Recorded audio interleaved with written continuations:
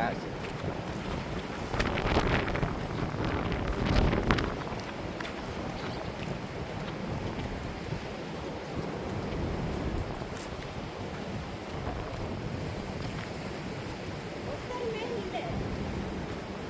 இங்கேயும் வரணும்.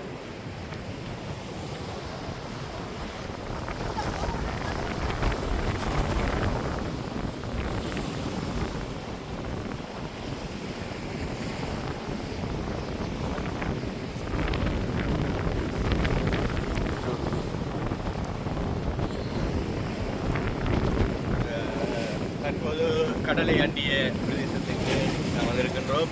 அந்த வகையில் இந்த புயலின் தாக்கம் எவ்வாறு உள்ளது என்பதை நீங்கள் அவதானிக்கக்கூடியதாக இருக்கின்றது.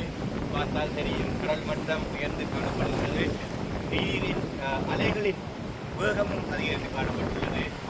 உண்மையில் இந்த புயல் பல சேதங்களை இந்த நாட்டுக்கு உண்டாக்கியுள்ளது என்பது காணக்கூடியதாக இருக்கின்றது. சில இடங்களில் மலைகள் உடைந்து விழுந்திருக்கின்றன. சில இடங்களில் கட்டிடங்கள் சில உடைந்திருக்கின்றன.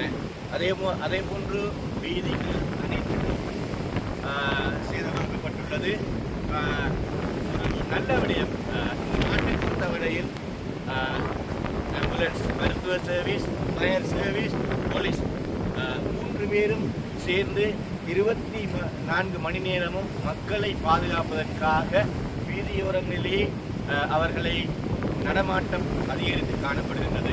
உதாரணமாக காட்டப்போனால் தற்போது கூட ஒரு எமர்ஜென்சி நினைக்கிறேன், ஒரு ஆம்புலன்ஸ் போய் கொண்டிருக்கின்றது. அந்த வகையில் நீங்கள் பார்க்கலாம், இந்த அலைகள் புயல் என்றால் எவ்வாறு கடல் நீர்மட்டம் அதிகரிக்கும், எவ்வாறு இருக்கும் என்பதை நாங்கள் காணக்கூடியதாக இருக்கின்றது.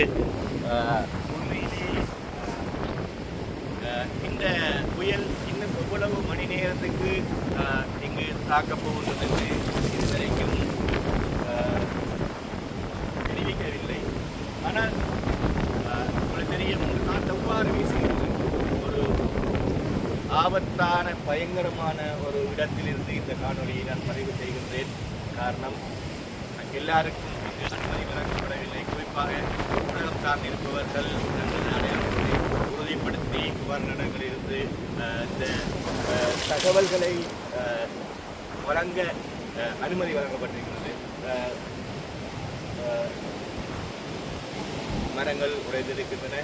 காற்றின் வேகம் தற்போது சற்று அதிகரித்து காணப்படுகிறது. ஆகவே இன்னும் சில மணி நேரங்களில் இன்னொரு காணொலியுடன் உங்களை சந்திக்கும் வரை நன்றி, வணக்கம்.